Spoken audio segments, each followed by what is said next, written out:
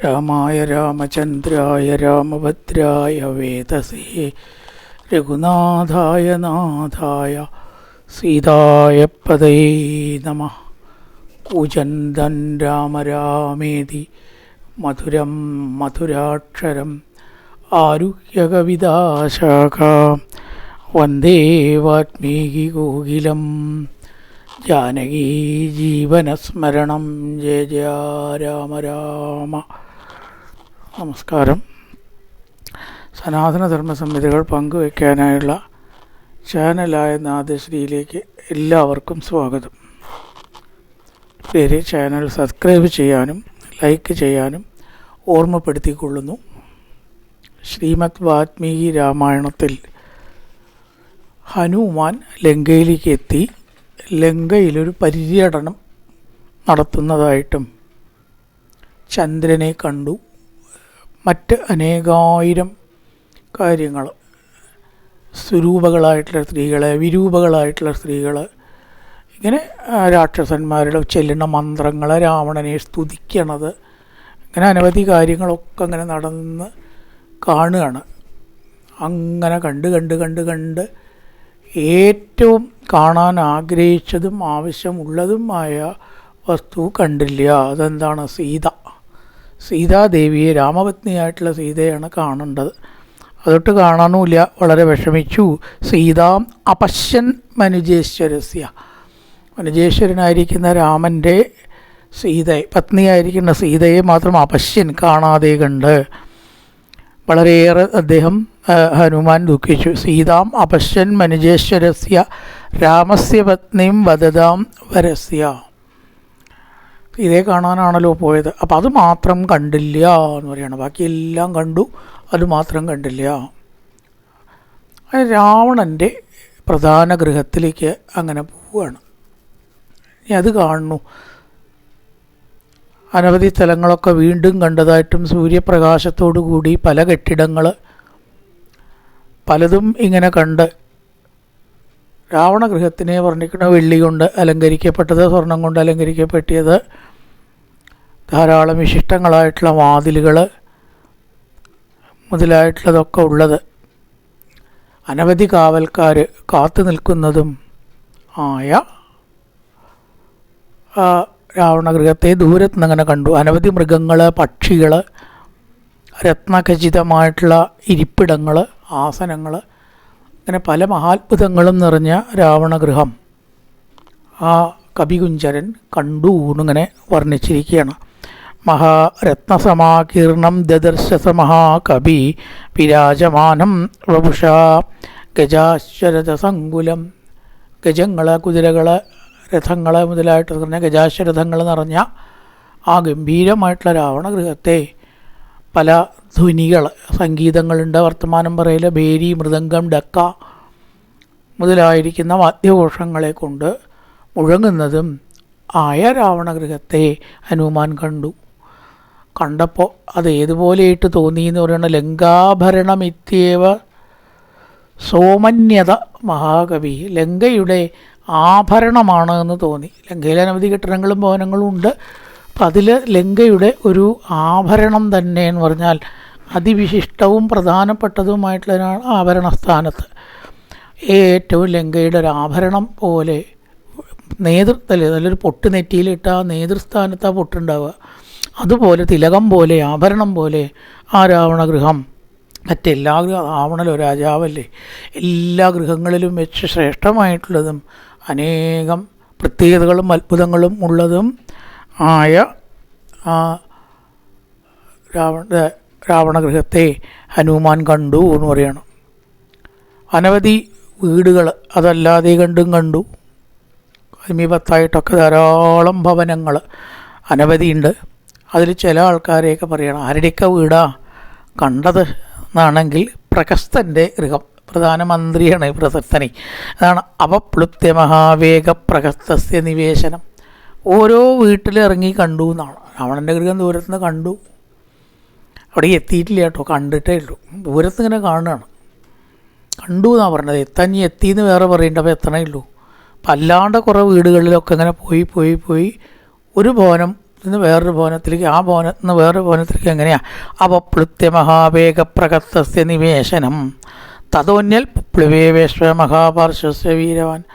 മഹാപാർശ്വൻ അദ്ദേഹത്തിൻ്റെ വീട്ടിൽ പോയിട്ട് അതിനെത്തി. പിന്നെയോ കുംഭകർണൻ്റെ ഗൃഹം, അത മേഘപ്രതീകാശം കുംഭകർണ നിവേശനം, മേഘത്തിനെ പോലെ ശോഭിക്കുന്ന കുംഭകർണൻ്റെ വീട്, ഭവനം. വിഭീഷണസ്യ ച തഥാ ഉപ്ലുവേ സ മഹാകവി. വിഭീഷണൻ്റെ ഗൃഹം, അവിടേക്ക് അങ്ങനെ പോയി.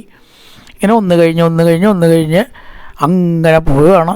വിരൂപാക്ഷൻ മഹോദരൻ, അതുപോലെ തന്നെ വിദ്യുജീക്കൻ, വിദ്യുമാലി, വജ്രദംഷ്ട്രൻ, ജംബുമാലി, സുമാലി, ഇപ്രകാരം പല രാക്ഷസ പ്രമുഖന്മാരുണ്ട്.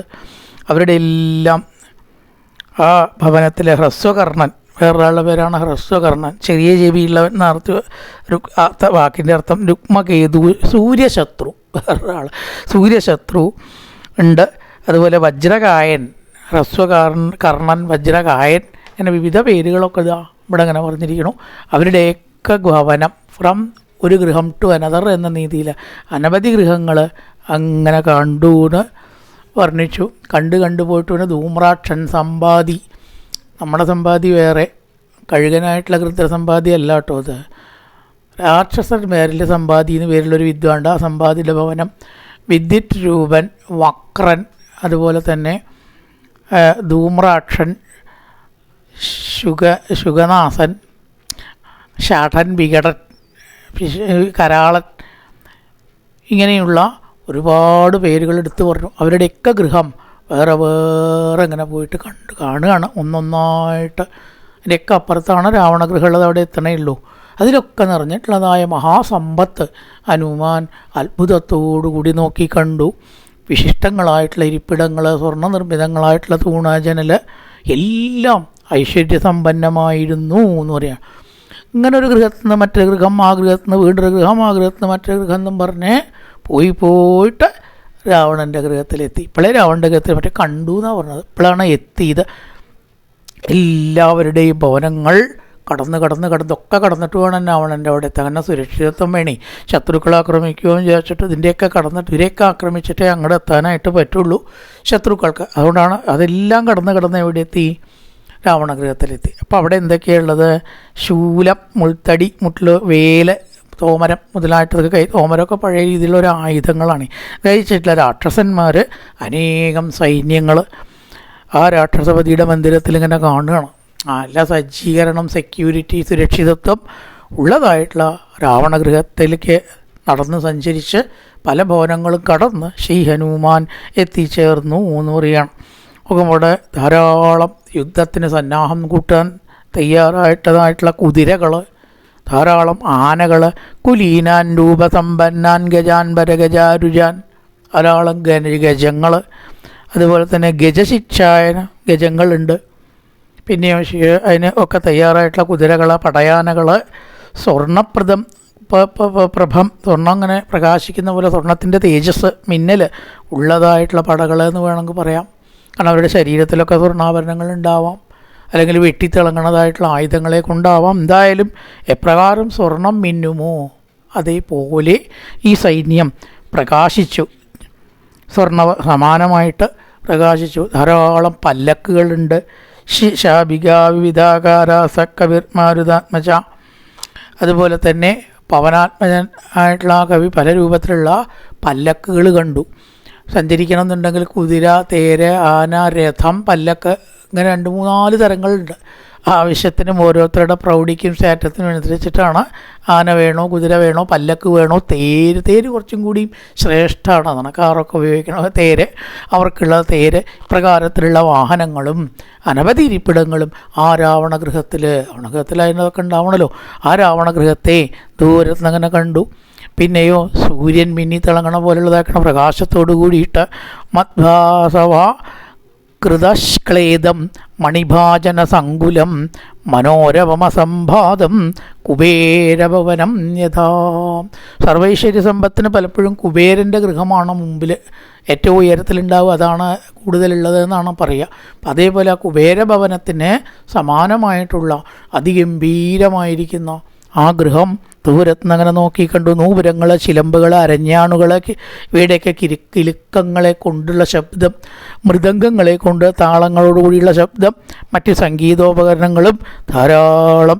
സ്ത്രീകൾ നിറഞ്ഞതും ഉണ്ട്. ഇഷ്ടം പോലെ സ്ത്രീകൾ അകമ്പടി സേവിക്കാനും സേവ ചെയ്യാനും ശുശ്രൂഷിക്കാനുമായിട്ട് സ്ത്രീകളുള്ളതും ആയ രാവണഗൃഹത്തിൽ ശ്രീ ഹനുമാൻ പ്രവേശിച്ചു. ഉള്ളിലിങ്ങനെ വിചാരിച്ചു, എൻ്റെ അവസാനമായിരിക്കണു, കാണിച്ചു തരാം രാവണ ഇടകള്ള എന്ന് മനസ്സിൽ സങ്കല്പിച്ചുകൊണ്ട് ആ മാരുതി രാവണഗൃഹത്തിൽ പ്രവേശിച്ചു എന്ന് പറയണം. അങ്ങനെ ഇരിക്കുമ്പോഴാണ് പുഷ്പക വിമാനം എന്ന അത്ഭുതം ആദ്യമായിട്ട് ചിലപ്പോൾ ഹനുമാൻ തൻ്റെ ജീവിതത്തിൽ കാണുമായിരിക്കും. പുഷ്പക വിമാനം ഇനി അതിനെ വർണ്ണിക്കുകയാണ്. സവേശ്മജാലം ബലവന്തദർശ വ്യാസക്ത വൈഡൂര്യ സുവർണജാലം യഥാമകൽ പ്രാവൃഷിമേഘജാലം വിദ്യുൽപിനദ്ധം വിഹംഗജാലം. ഇവിടെ അത് വർണ്ണിക്കണ പോലെ തന്നെയാണ്. അതായത് ചന്ദ്രനെ വർണ്ണിച്ചപ്പോൾ ഒരേപോലെയുള്ള പ്രാസത്തിലുള്ള ശ്ലോകങ്ങൾ എന്ന് പറഞ്ഞുല്ലോ, അതേപോലെ കുറേ ആ ശ്ലോകങ്ങളെ കൊണ്ടാണ് വിമാനം പെട്ടെന്നാട് കണ്ടു എന്ന് പറയില്ല, കുറേ ഉണ്ട്. വേശ്മജാലം ശക്തിശാലി, വൈഡൂര്യം ഘടിപ്പിച്ചിട്ടുള്ളതായിട്ടുള്ളതും ഖചിതങ്ങൾ, വൈഡൂര്യം പതിച്ചതും സ്വർണ്ണനിർമ്മിതവും, സ്വർണ്ണത്തോണ്ടൊക്കെ നിർമ്മിക്കുക എന്ന് പറഞ്ഞാൽ ആലോചിച്ച് നോക്കും. ജ്വാലകങ്ങൾ, അനേകം സ്വർണത്തിൻ്റെ ജനലുകൾ ഒക്കെ ഉള്ളതും, മിന്നൽ, അതുപോലെ തന്നെ പറവകളുടെ ചിത്രം, ഇതൊക്കെയുള്ള ചില മോഡലുകളൊക്കെ അതിലുണ്ടാക്കി വെച്ചിട്ടുണ്ട് എന്നാണ്. പറവകളുടെ മോഡൽ, ഇടിമിന്നൽ പോലെയുള്ളതും മിന്നി തിളങ്ങുന്ന മനോഹരമായിട്ടുള്ള പറവ ചിത്രപ്പണികളും ഉള്ളതായ എങ്ങനെ ആകാശത്തിലൊരു മിന്നൽ മിന്നിയാൽ പ്രകാശം ഉണ്ടാവുമോ അതേപോലെ പ്രകാശമാനമായിട്ടുള്ള ആ വിമാനം ഹനുമാൻ ഇങ്ങനെ കാണുകയാണ്. തൻ്റെ ജീവിതത്തിൽ ആദ്യമാണ് വിമാനം അല്ലേ. ആരായാലും വിമാനമൊക്കെ ഒന്ന് കണ്ടാൽ നോക്കിപ്പോവും. പിന്നെ ഹനുമാൻ്റെ കാര്യം പറയാനുണ്ടോ, അതിങ്ങനെ നോക്കി കാണുകയാണ് ചെയ്യണത് എന്ന് പറയുന്നത് ഹനുമാൻ. പിന്നെയോ നിവേശനാനാം വിവിധാശ്ചജാല പ്രധാനശാഖ ഉദചാപശാലാം മനോഹരാച്ച വിപുനർവിശാല തദർശ വേശ്മാദിഷു ചന്ദ്രശാല. ഗൃഹങ്ങൾ തോറും പലതരം ശാലകൾ ഉള്ളതും പ്രധാനങ്ങളുമായിട്ടുള്ള ശംഖ് ഒക്കെ വെച്ചിട്ടുള്ള ശംഖ് കൊണ്ടുണ്ടാക്കിയ ശാല എന്ന് പറയാം. ശംഖശാലകൾ, ആയുധശാലകൾ, വില്ല് ആയുധം, അമ്പ് ഇതൊക്കെ സൂക്ഷിക്കാനുള്ള ചാപശാലകൾ, മനോഹരങ്ങളായിട്ടുള്ള ശാലകൾ ആ ഹനുമാൻ കണ്ടു എന്ന് പറയണം. വിമാനങ്ങൾ നിർത്തിക്കണ്ടു. അതിൻ്റെ അടുത്തുള്ള ഒട്ടേറെ ഭവനങ്ങളെ പറയുകയാണ്. അനേകം ഐശ്വര്യങ്ങളുള്ളത് ദേവാസുരന്മാരാൽ സുപൂജിതങ്ങളാണ്. ദേവന്മാരും അസുരന്മാരും ഒരേപോലെ പൂജിക്കുന്നത് എന്നർത്ഥം. സർവ്വദോഷങ്ങളില്ലാത്ത, ദോഷങ്ങളാൽ പരിവർജിതങ്ങൾ ആയ ആ ഗൃഹങ്ങളെ വാനരൻ ദർശിച്ചു. കുറേ വീടുകളൊക്കെ കണ്ടു. എന്നിട്ടാണ് പുഷ്പ വിമാനത്തിൻ്റെ അടുത്തേക്ക് എത്തുന്നത്. ഈ പറഞ്ഞ പോലെ ഗൃഹാണി അസുരാജിതാനി, അസുരന്മാരാൽ പൂജിക്കപ്പെട്ടിട്ടുള്ളത്. ദേവാസുരേച്ഛാവി സുപൂജിതാനി, ദേവന്മാരാലും അസുരന്മാരാലും പൂജിക്കപ്പെട്ടതും. സർവേച്ഛ ദോഷേ പരിവർജിതാനി, ശേഷദോഷങ്ങളൊന്നും ഇല്ലാത്തതും ആയ ഭവനങ്ങളെ, അനവധി ഭവനങ്ങളെ കണ്ടു. മേഘമാലകൾ, ജാലകങ്ങൾ, മിന്നലുകൾ, പറവച്ചാർത്തുകൾ ഇതൊക്കെയും കണ്ടു. പിന്നെയോ വളരെ മയൻ തന്നെ നിർമ്മിച്ചതുപോലെയുള്ള മന്ദിരങ്ങളാണ്. ഒക്കെ മന്ദിരങ്ങളാണ്. ഒക്കെ വിശ്വകർമാവായിട്ടുള്ള മയൻ നിർമ്മിച്ചത്. അതിന് സമാനമായിട്ടുള്ളത് മയൻ നിർമ്മിച്ചതെല്ലാം അതുപോലെ എന്നാണ് ഇവിടെ ഉപമ. മയൻ നിർമ്മിച്ചത് പോലെയുള്ളതും ഭൂമിയിൽ സർവോത്തമങ്ങളുമായ ലങ്കാധിപൻ്റെ ആ കെട്ടിടങ്ങൾ, ഭവനങ്ങൾ കണ്ടു. താനി പ്രയത്നാഭിസമാഹിതാനി മയേന സാക്ഷാദിവ നിർമ്മിതാനി മഹീതലേ സർവഗുണോത്തരാണി തദർശലങ്കാധിപതിർ ഗൃഹാണി. മനോഹരമായിട്ടുള്ള ഗൃഹങ്ങൾ കണ്ടു. ആ മേഘങ്ങളും കെട്ടിടങ്ങളും എങ്ങനെയുള്ളതായിരുന്നു? മേഘം മുട്ടുന്നത് പോലെ അത്ര ഉയരത്തിലുള്ള പ്രൗഢിയോടുകൂടിയത് ആയിരുന്നു. തതോ ദദർശോച്ഛിത മേഘരൂപം മനോഹരം കാഞ്ചന ചാരുരൂപം. ഒരേപോലത്തെ വാക്ക് അവസാനം. രക്ഷോദിവസ്യാത്മബലാനുരൂപം ഉണ്ടോ? ഗൃഹോത്തമം ഹ്യപ്രതിരൂപരൂപം. രൂപത്തിൽ അവസാനിക്കുന്ന ശ്ലോകങ്ങൾ. മനം കവരുന്ന രൂപം ഉള്ളവയും മേഘത്തിനൊട്ടതാണ് ദർശോച്ഛ്രിത മേഘരൂപം. മേഘത്താൽ ആകാശ പോലെയുള്ളത്. മനോഹരങ്കാഞ്ചനചാരുരൂപം, സ്വർണം കൊണ്ടുള്ളതുപോലെ മനോഹരമായിട്ടുള്ള സ്വർണം കൊണ്ടുണ്ടായിട്ടതും. രക്ഷാധിപസ്യ ആത്മബലാനുരൂപം, രാക്ഷസൻ്റെ വീര്യത്തിനും ആ കേമത്വത്തിനും ചേർന്ന രീതിയിലുള്ളതായ അനവധി ഗൃഹങ്ങൾ ഒരു ഗൃഹമൊന്നുമല്ല, അനവധി ഗൃഹങ്ങൾ ഹനുമാൻ കണ്ടു. പലതും സ്വർഗത്തിന് തുല്യമായിരുന്നു, സ്വർഗസമാനമായിട്ടുള്ളത്, രത്നങ്ങളുടെ ശോഭ കൊണ്ട് വിശിഷ്ടങ്ങളായിട്ടുള്ളത്, അതേപോലെ പലവധി പൂക്കൾ വിതറിയിട്ടുള്ളതും, പിന്നെയോ അനവധി നല്ല സ്ത്രീകൾ, വരനാരികൾ, ശ്രേഷ്ഠകളായിട്ടുള്ള സ്ത്രീകളാൽ മിന്നൽ പിണർ പോലെ ശോഭിക്കുന്നതും, ആകാശത്തിലൂടെ എങ്ങനെ പോകുന്നതും ആയിട്ടുള്ള ആകാശം മുട്ടത്തക്ക വിധത്തിൽ ഉയരമുള്ളതും രത്നാലങ്കൃതങ്ങളും മറ്റനേകം അത്ഭുതങ്ങളെ കൊണ്ട് അലങ്കരിക്കപ്പെട്ടതുമായ ഗൃഹങ്ങൾ ഹനുമാൻ കണ്ടു. പിന്നെ മഹീകൃത പർവ്വതരാജി പൂർണ്ണ ശൈലാകൃത വൃക്ഷവിധാന പൂർണ്ണ അവസാനിക്കുന്ന ശ്ലോകങ്ങളാണ്. വൃക്ഷാകൃത പുഷ്പവിധാന പൂർണ്ണ പുഷ്പം കൃതം കേസരപത്രപൂർണം. എങ്ങനെ വാക്കുകൾ കിട്ടുക എന്ന് പറഞ്ഞല്ലേ, ഒക്കെ പൂർണ്ണത്തിലാണ്. മഹീകൃത പർവ്വതരാജി പൂർണ്ണ, ഒക്കെ മലകൾ, പർവ്വതങ്ങൾ മുതലായിട്ടൊക്കെ നിറഞ്ഞതും തിങ്ങിയതും പുഷ്പങ്ങളുള്ളത്. വൃക്ഷാകൃത പുഷ്പവിധാന പൂർണ്ണ, വൃക്ഷങ്ങൾ നിറഞ്ഞിട്ടുള്ളതായ പുഷ്പങ്ങൾ നിറഞ്ഞിട്ടുള്ളതായിട്ടുള്ള വൃക്ഷങ്ങൾ ഉള്ളതും, ധാരാളം പുഷ്പങ്ങൾ നിർമ്മിതമായിട്ടുള്ള വൃക്ഷങ്ങൾ നിബിഡവുമാണ്. പല കെട്ടിടത്തിൻ്റെ ചുറ്റും ധാരാളം വൃക്ഷങ്ങളുണ്ട് എന്നർത്ഥം. അതിനിടയിലാണ് ഓരോ ഗൃഹങ്ങൾ ഇങ്ങനെ ശോഭിക്കുന്നത്. ഇനി ഭവനങ്ങൾ നല്ലപോലെ നിർമ്മിക്കപ്പെട്ടിട്ടുള്ളതും താമരക്കുളങ്ങളൊക്കെ സമീപത്തുള്ളതും ആണ് എന്നാണ്. അത്രയും ശ്രേഷ്ഠമാണ്. കുളം ചുറ്റുപാടുണ്ട് ചില വീടുകളുടെ. അതിൻ്റെ ഒരു വെള്ളം താമര അതൊക്കെ ഉള്ളതുകൊണ്ട്. കൃതാനി വേഷ്മാനിവ പാണ്ഡുരാണി വെളുത്ത നിറമുള്ളതും, വെണ്ണക്കല്ലോ അങ്ങനെയുള്ള വിശിഷ്ടമായിട്ടുള്ള വെളുപ്പമാവുള്ളൂ അല്ലേ. അല്ലെങ്കിൽ കെട്ടിടത്തിന് വല്ല ഓടിൻ്റെ കളറോ മറ്റു കളറോ ഒക്കെ വരിക. വെളുപ്പ് എന്ന് പറഞ്ഞാൽ തന്നെ കെട്ടിടം വെളുത്തതായതുകൊണ്ട് പണ്ട് വെണ്ണക്കല്ലാവാം, വിശിഷ്ട വസ്തുക്കളാണെന്ന് ഉറപ്പായി. തഥാസു പുഷ്പാണ്യപി പുഷ്കരാണി, താമര ഉൽപ്പലം, വെള്ളത്തിലുണ്ടാവുന്ന വേറൊരു പുഷ്പമാണ് ഈ ഉൽപ്പലം. അപ്പം അത്തരം താമര മാത്രമല്ല, അത്തരം പുഷ്പങ്ങളൊക്കെ വിരിഞ്ഞിട്ടുള്ളതായ പൊയ്കകൾ സമീപത്തുള്ളതും ആയിട്ടുള്ള പുനച്ച പത്മാനി കേസരങ്ങൾ എന്ന കർണികയോട് കൂടിയിട്ടുള്ള താമര ഉള്ളതും, നല്ല അത്ഭുതങ്ങളായിട്ടുള്ള കാടുകൾ, എല്ലാ വിശിഷ്ട വൃക്ഷങ്ങളുള്ള കാടുകളും സമീപത്തുള്ള വീടുകളെ. കാടൊക്കെ വീടിൻ്റെ ചുറ്റുമുള്ളതായിട്ടാണ് പറയണത്. കാടുകളുള്ളതായ വീടുകളും, വീടിൻ്റെ ഉള്ളിലല്ല പുറത്തെ കാട്, അങ്ങനെയുള്ളതായിട്ടുള്ള വൃക്ഷങ്ങളുള്ളതായിട്ടുള്ള വീടുകളെ ആ കപികുഞ്ചരൻ കണ്ടു. പിന്നെ എന്ത് കണ്ടു? പുഷ്പാഹ്വയം നാമവിരാജമാനം രത്നപ്രഭാഭിച്ച വിവർദ്ധമാനം വേഷ്മോത്തമാനാം അഭിചോച്ചമാനം മഹാകവി തത്ര മഹാവിമാനം. ഇനിയാണ് വിമാനം കാണുന്നത്. കുറേ ഭവനങ്ങളെയൊക്കെ കണ്ടിട്ടാണ് വിമാനം കാണുന്നത് എന്ന് പറയുകയാണ്. രത്നശോഭകൾ കൊണ്ട് വളരെയേറെ അലങ്കരിക്കപ്പെട്ടതും വിശിഷ്ടങ്ങളും വെച്ച് ഭവനോത്തമങ്ങളിൽ വെച്ചിട്ട് ഉത്തമമായിട്ടുള്ളത് എന്നാണ്. ഒരു ഭവനം പോലെ അതിനെ വർണ്ണിക്കുക. പണ്ടൊക്കെ ഈ വിമാനത്തിനെ ഭവനമായിട്ടാണ് വർണ്ണിക്കുക. അതിൽ താമസിക്കാൻ എല്ലാ സൗകര്യങ്ങളും ഉണ്ടാവും എന്നർത്ഥം. പുറത്തു പോകേണ്ട ആവശ്യമില്ല. വെള്ളത്തിന് വെള്ളം, അതുപോലെ തന്നെ മൈതാനം, കളിക്കാനുള്ള സ്ഥലം, കുളിക്കാനുള്ള സ്ഥലം. ദേവഹൂതിയുടെ വിമാനത്തെ കണ്ട വിമാനം വർണ്ണിക്കുമല്ലോ ഭാഗവത്തിൽ, ഒരു ഭവനം എന്നാണ് പറയുക. അത്രയും വലുതാണ് എന്നുള്ളത് ഒരർത്ഥം. വീട്ടിലുള്ള സൗകര്യങ്ങളൊക്കെ അതിലുണ്ടാവും, യാത്രയ്ക്ക് മാത്രമല്ല എന്നർത്ഥം. അതാണ് ഇവിടെ ഒരു ഭവനം, വലിയ ഭവനോത്തമം എന്ന് പറയുന്നത്. പുഷ്പാക്വയം നാമവിരാജമാനം രത്നപ്രഭാഭിച്ച വിവർദ്ധമാനം വേഷ്മോത്തമാനാം അഭിചോച്ചമാനം. വേഷ്മം എന്ന് പറഞ്ഞാൽ വീട്, ഗൃഹം, കെട്ടിടം എന്നുള്ളതിന് വേഷ്മം എന്ന് പറയുക. മഹാകവി തത്ര മഹാവിമാനം. കുറേയേറെ മറ്റ് ഭവനങ്ങൾ കണ്ടതിന് ശേഷം വലിയൊരു ഭവനത്തിൽ ശ്രേഷ്ഠമായ വിമാനം ആ ഹനുമാൻ ജീവിതത്തിൽ ആദ്യമായിട്ട് അങ്ങനെ കാണുകയാണ്. പിന്നെ വെള്ളി കൊണ്ടുള്ള പറവകളുണ്ട്, പവിഴങ്ങൾ, അതുപോലെ തന്നെ പാമ്പുകളുണ്ട്. അത്ര രത്നങ്ങളെ കൊണ്ട് ഉണ്ടാക്കിയ കൃത്രിമമായിട്ടുള്ള പാമ്പുകളും അനുരൂപങ്ങളായിട്ടുള്ള ശുഭാംഗങ്ങളോട് കൂടിയിട്ടുള്ള കുതിരകൾ, ലക്ഷണമൊത്ത കുതിരകളെയും കൊത്തിവെച്ചതായ ചിത്രപ്പണികളോടുകൂടിയ വിമാനത്തെയാണ് ഹനുമാൻ കണ്ടത്.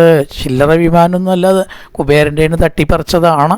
പിന്നെയോ പ്രവാളജാംബൂനത പുഷ്പപക്ഷ സലീല ആവർജിത ജിമ്മപക്ഷ കാമസ്യ സാക്ഷാത്യഭാന്തിപക്ഷ കൃതാവികങ്ക സുമുഖാസുപക്ഷ. സ്വർണം കൊണ്ടും പവിഴം കൊണ്ടും ഉള്ള ചിറകുകളുള്ളതായിട്ടുള്ള വിമാനത്തിന് ചിറകുണ്ടാവുമല്ലോ. ചിറകെന്ന് പറഞ്ഞാൽ പറക്കുക എന്ന് പറഞ്ഞാൽ അങ്ങനത്തതല്ലെങ്കിൽ അതിനുള്ള ബാലൻസ് ചെയ്യാനുള്ള അങ്ങോട്ടും ഇങ്ങോട്ടുമുള്ള സന്തുലിതാവസ്ഥ പാലിക്കാനുള്ള വിമാനത്തിൻ്റെ ചിറക് എന്ന് പറയുക. ഇതിനുണ്ടായിരുന്നു. ആനാച്ച ചിറകുണ്ടാവും. പൊന്നും കൊണ്ടും പവിഴം കൊണ്ടും ഉണ്ടാക്കിയ ചിറകാത്രേ. ആലോചിച്ച് നോക്കിയാലേ. ആണ് പ്രവാളജാമ്പൂനത പുഷ്പപക്ഷ. പക്ഷം ചിറക്, വിമാനത്തിൻ്റെ പക്ഷമാണ് കേട്ടോ. പ്രവാളജാമ്പൂനത പുഷ്പപക്ഷ. പ്രവാളം കൊണ്ടും സ്വർണം കൊണ്ടും ഒക്കെ ഉണ്ടാക്കിയിട്ടുള്ളതായ രത്നം കൊണ്ട് നിർമ്മിതമായിട്ടുള്ള ചിറകുകളെ എന്താ ആഡംബരം ആലോചിച്ച. സലീലം ആവർജിത ജിമ്മപക്ഷ.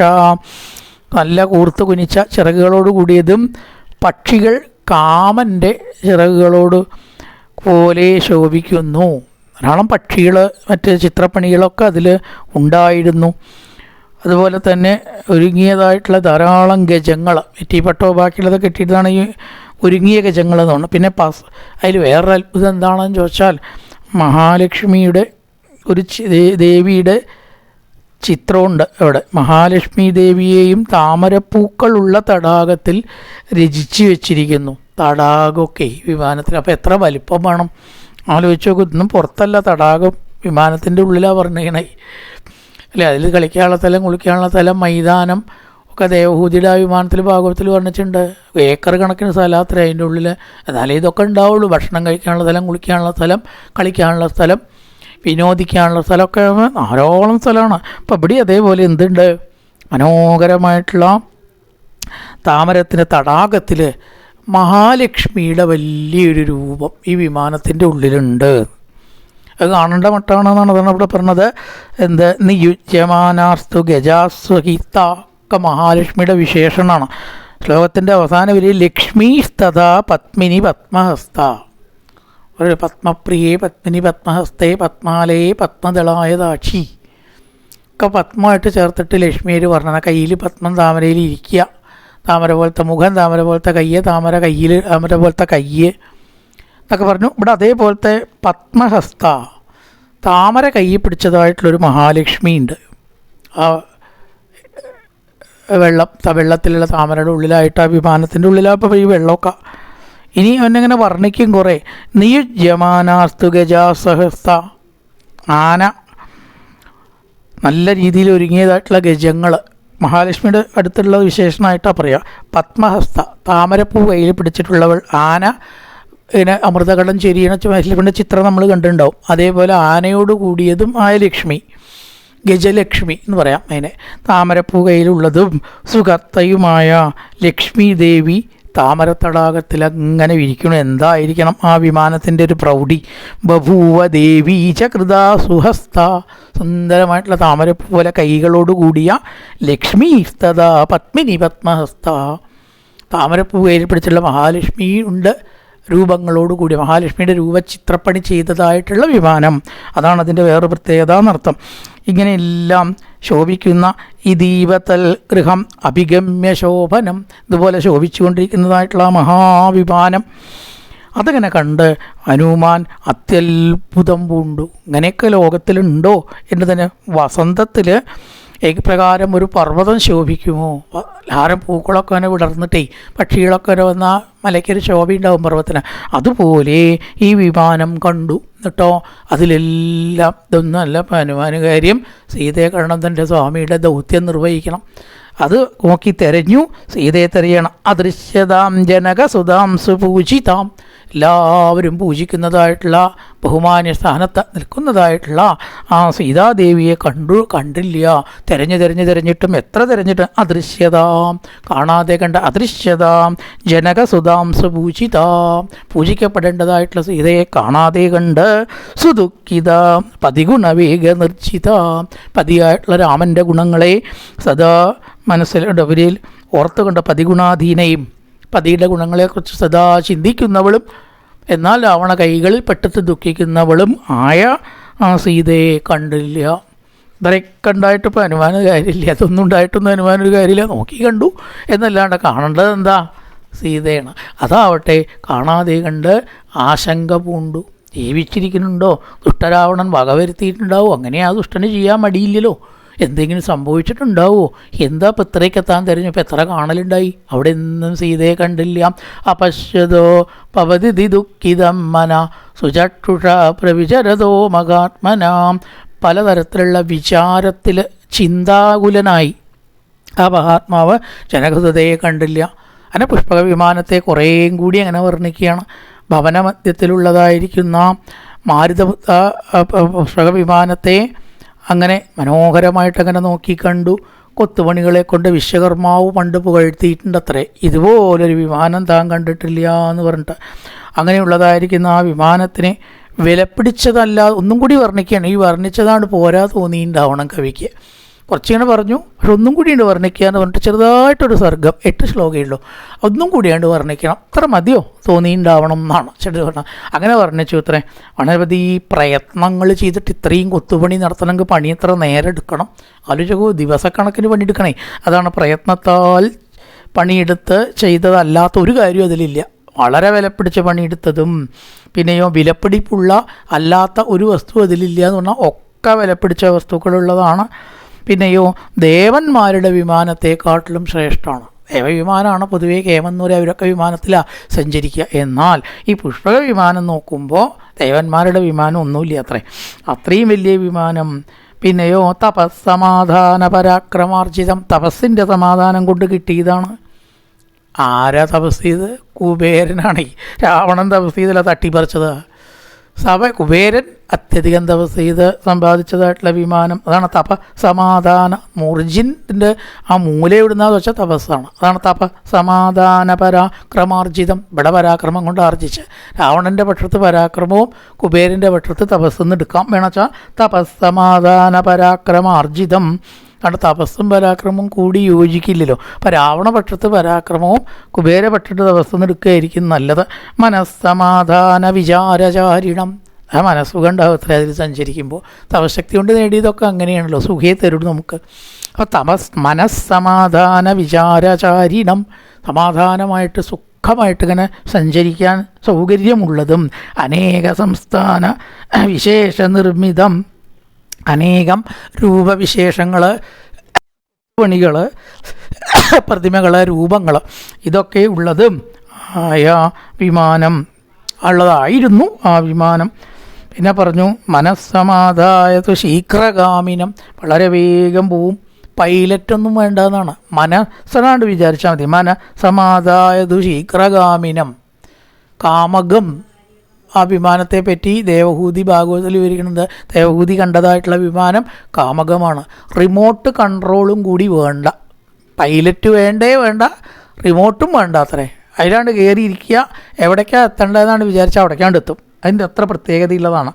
വായുവേഗത്തിലാണ് സഞ്ചരിക്കുക. അങ്ങനെ വേഗതയുള്ളത്. ശീഘ്രഗാമിനം ദുരാസതം മാരുതതുല്യ ഗാമിനം, വായുവേഗമുള്ളത്. മഹാത്മനാം പുണ്യകൃതാം മകർത്തിനാം, മഹാത്മാക്കൾക്കും പുണ്യങ്ങൾ ചെയ്തവർക്കും മാത്രം അനുഭവിക്കാവുന്നതും, കണ്ടവർക്കും കയറിയിരിക്കാനോ പോകാനോ പറ്റുമോ എന്ന് ചോദിച്ചാൽ പറ്റില്ല. യശസ്സിനാം ഉഗ്ര മുദാമിവാലയം, സമ്പന്നരും യശസ്വികളും എന്നാൽ ശത്രുക്കൾക്ക് ഒരിക്കലും കടക്കാൻ പറ്റാത്തതുമാണ്, ശത്രുക്കൾക്ക് തൊടാൻ പോലും പറ്റാത്തതാണ് ആയിരുന്നു ആ വിമാനം എന്ന് പറയുകയാണ്.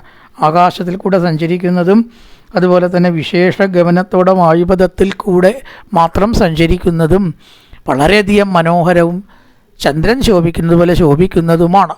ഇനി അത് ഓടിക്കണവരെ കഥയോ വഹന്തിയത് കുണ്ടല ശോഭിതാനന, മനോഹരമായിട്ടുള്ള കുണ്ടലങ്ങളൊക്കെ ധരിച്ചിട്ടുള്ള ഇല്ലേ എയറോ ഇതായിരുന്നു പറയേണ്ടത്, വിമാനം ഓടിക്കുന്നതായിട്ടുള്ള ആൾക്കാർ, എയറോനോട്ടിക്സ് വിദഗ്ധന്മാരുണ്ട് ആയിരുന്നു. അവർക്ക് ഈ വിമാനം ഓടിക്കാൻ പറ്റും.